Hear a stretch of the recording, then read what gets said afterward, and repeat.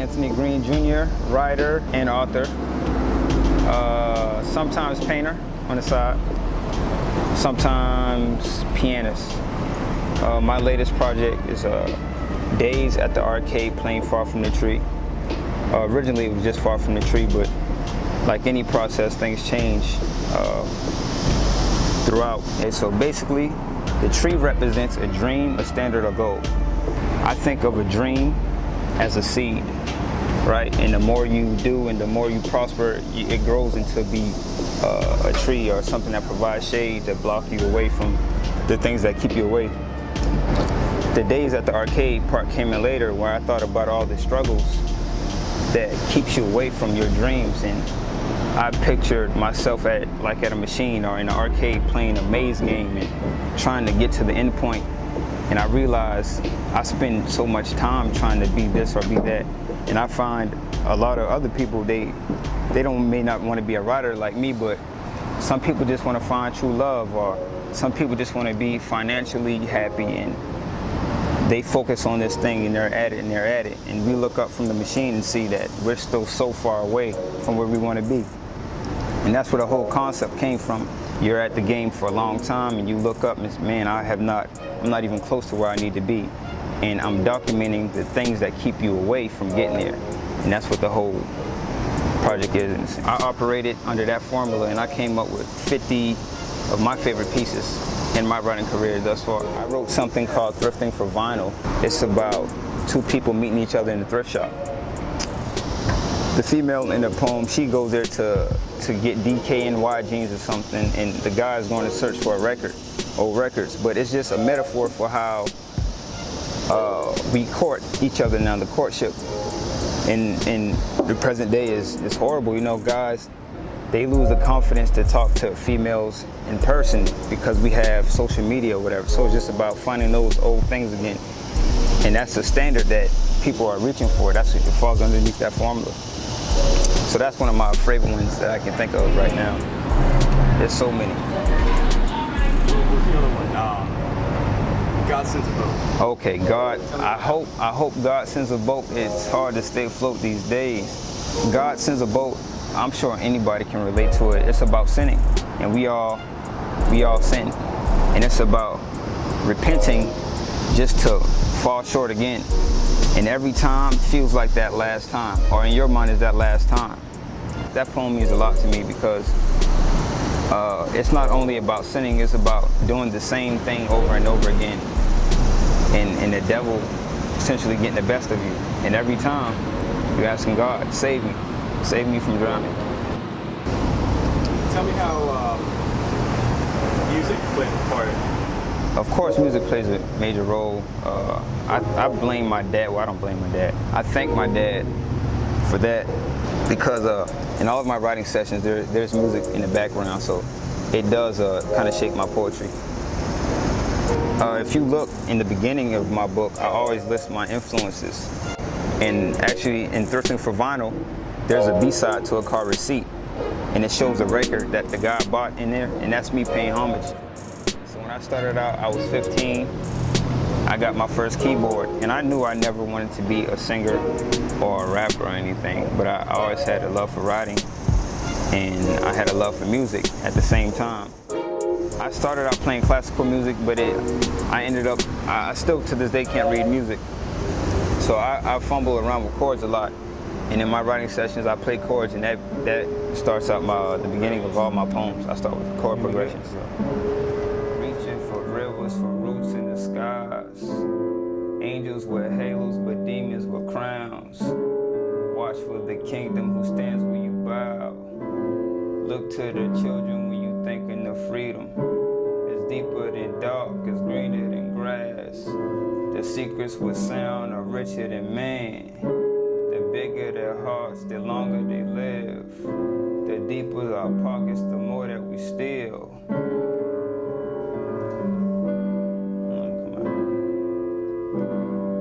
And lately I've been thanking God daily, like the slaves did when the rain falls. I don't know about y'all, but that's a day off.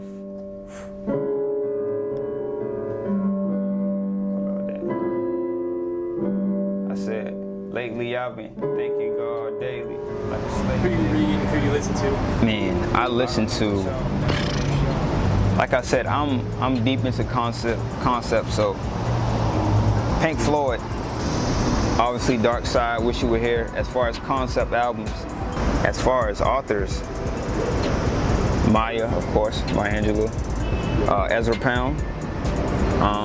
Okay, Ezra, his structure, I documented this in my book. You can open it and you see it says Ezra Pound and his structure, and Basquiat and his approach to the audience. Sylvia Plath, she was another one of my favorite writers because I felt she was ahead of her time. And her schemes, I feel, were ahead of her time in the length of her poems. You know, they ranged, and she kind of gave me the confidence with writing shorter poems and it feeling that it was enough. Because a lot of people feel the need to, you know, get drawn out to give emotion, but she taught me that. Poets of today are people that aren't known. Just like I'm not a, you know, a big time poet yet, but I'll say social media played a big part in it. My favorite writers, they're all gone and dead now, like Scott Fitzgerald, Ernest Hemingway, and a lot of the other poets. They passed away prior to them achieving a big, you know, success. It's easier to break out through, like I said, social media. You can put something up online, and that's kind of how I started out prior to being published. And you can gain, you know, fame from that. I'm not a, you know, a big time poet yet, but that's also not my focus. I just want Days at the Arcade to be a time capsule for 2016, and Things Built to be a time capsule for 2014. And that's my focus right now, because it's a hard business to get into on the national level. Here it is. It's a whole process. It started back in 2013 with Perspectives. That was my first project. Perspectives was out 6-7 months before I started working on Things Built. And once Things Built came out in the summer of 2014, that August I was back in.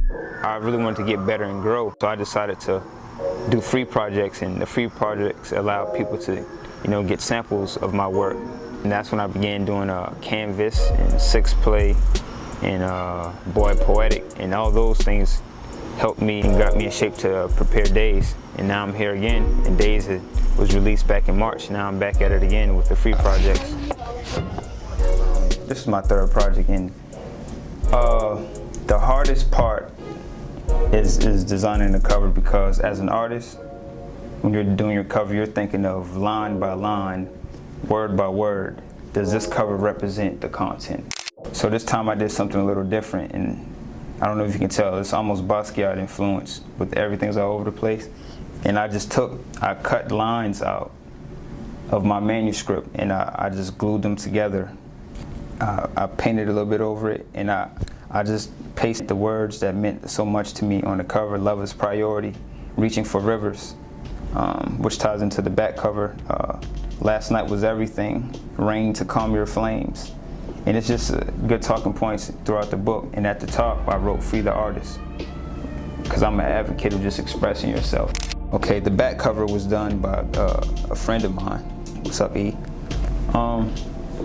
And it just represents, this is actually one of the poems in the book called The Upside Down Painting Interlude, right? And that's where the poem, reaching for rivers from roots in the sky, angels wear halos but demons wear crowns. And that's just about finding heaven on earth through sin. And if this is heaven to me, then, you know, I'm reaching for rivers, you know. And so it's just about things being upside down. That's why you have the cushions here at the top of where a heaven would be in the city. Down here, that's what all that represents. Okay, this is true. I'm not making this up. I always have the name of my poems prior to me writing them. Like I said, I always develop a formula. I know what the book is going to be about, and the title just kind of come to me, and that creates a challenge in myself. So do you ever just like spontaneously think of something and have to write it? Oh, for sure, for sure. Listening to the radio, watching movies, listening to music, just having deep conversations, something triggers. And that's when I started developing the concept, and I challenged myself to get it done. My inspiration comes from everywhere. I do a lot of riding in the car even, or just walking up and down the streets. I see something, I stop, sit down and write. And my thing is I have to document it right then on the spot, because when I forget it, it eats me up. Perfect. There's poems in my head right now that I lost because I didn't write them down, and something I wrote when I was 17, and I lost it, bothers me to this day. And I go home and tear the house apart. My mom's home, I can't find it.